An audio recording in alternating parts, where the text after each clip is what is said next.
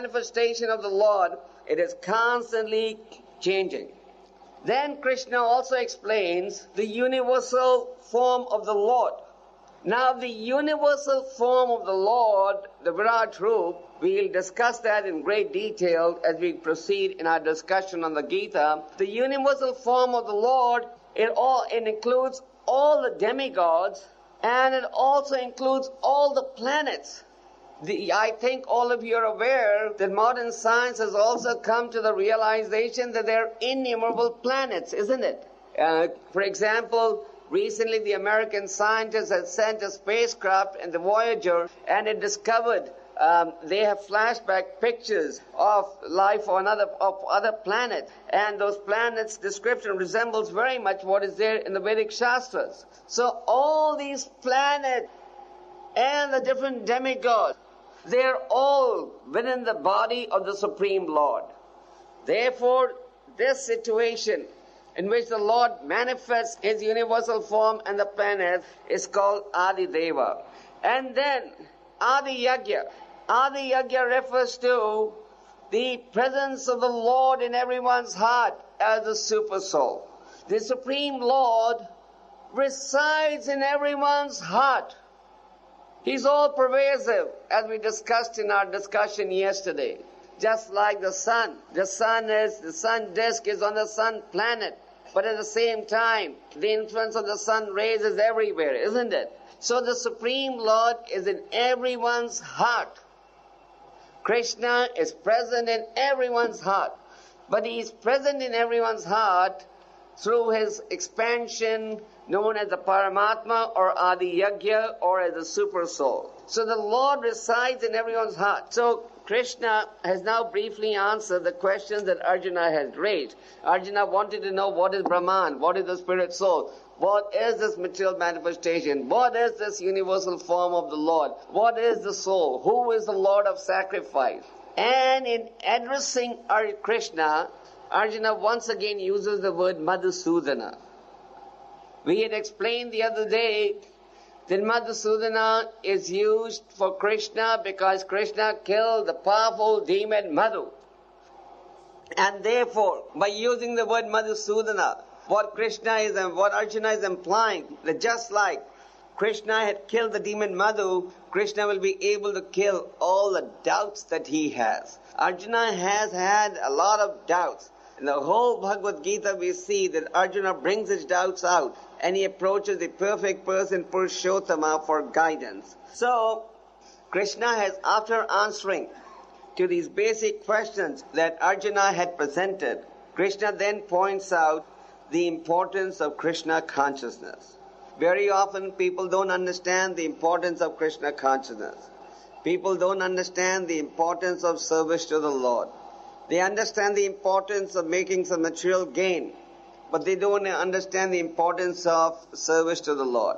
Very often you find that people will say, yes, I agree that we have to do devotional service to the Lord, but they keep postponing it. And in the end, they very often end up quitting their body before they can even touch devotional service. So Krishna says, Ante kale chamam eva smarnan muktva kalevaram. Yaha prayati samad bhavam yati nashyatra samshaya. He says, whoever quits his body remembering me, he will definitely come back to me. In other words, wherever your mind is at the moment of death, that is where you enter. And Krishna confirms this point in the next verse where he says, Yam yam vapi smaran bhavam tad yati yante kalevaram tantam ivadati kaunteya sada tad bhava bhavitaha. Whatever state one may be in at the moment of death, that is the type of body that the living entity eventually obtains. And in the Srimad Bhagavatam, we have a very nice story to support this statement. We have the story of King Bharat. King Bharat was the king of this whole planet, and he had renounced the Bharatvarsha. Our country is named after King Bharat. So King Bharat was the king of this whole planet, and at a very young age, he had renounced his whole kingdom and his family, and he had retired to the forest to practice meditation. Now, King Bharat, though he had renounced all these things, somehow or the other, he had got very attached to a deer. He once saw that a she-deer was running for her life and she was pregnant and she just dropped the baby and she died. So King Bharat started bringing up this child, the baby deer, and he got so attached to this deer that instead of focusing on the Lord, all along he was just thinking about this deer. So one day the deer was out of sight and King Bharat was chasing for the deer, searching for the deer. And by this, in this endeavor, he died. Now because his mind was focused on the deer, in his next life he had to take the birth he had to take his birth as a deer. So the point is that wherever your mind may be, wherever one's thoughts are at the moment of death, that is where the living entity travels to. Therefore, it is very important that our mind be at the right place. But however, you can only keep your mind at the right place if you constantly practice about this, practice mind control. Otherwise, it will be very, very difficult. Just like, for example, if somebody doesn't study all year and he expects that he'll just sit in the exam and pass, is that going to happen? No. If somebody doesn't practice for the Olympics and he just thinks he'll run in the Olympics and win the gold medal, is that going to happen? No. So if you think that by some magic you'll be able to just remember Krishna at the moment of death, even though you may not have practiced it while living, that is actually an illusion. So Krishna very strongly emphasizes the importance of mind control.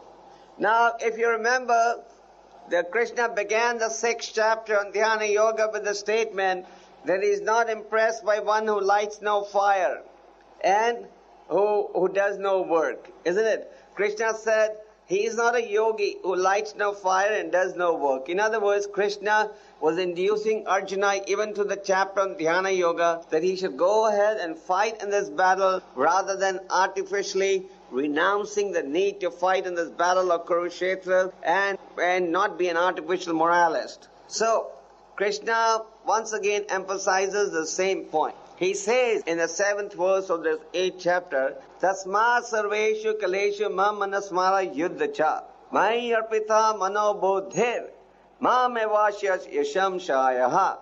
He says, Arjuna, always think of me in the form of Krishna. So, once again, Krishna establishes his personal nature. Again and again we see in the Bhagavad Gita, Krishna is establishing his personal nature. Krishna is establishing the need to worship him in his personal form, isn't it? So Krishna says, fight in this battle, but think of me, and at the same time carry out your prescribed duty of fighting. So we may have various prescribed duties. You may be a businessman, a housewife, a student, a mother, a father, a son, or whatever. So those duties cannot be abandoned. It is not that in order to pursue the path of devotional service, you are being requested to give up your family responsibilities and just retire to the mountains. No. Krishna has said very clearly, Arjuna, think about me in my personal form. And with your mind dedicated to me, you go ahead and fight. And he says, with your activities dedicated to me, and your mind and intelligence fixed on me, surely you will come to me. So this is the path of returning to Krishna, the path of offering our intelligence to the Lord. Right now our intelligence is many branch. Our intelligence is primarily directed towards how we can increase our economic prosperity, or how we can just enhance our position in society. But Krishna says, Arjuna, use your intelligence to think about me. And Krishna has again established, if you think about me as the Supreme Lord, then surely you will come back to me.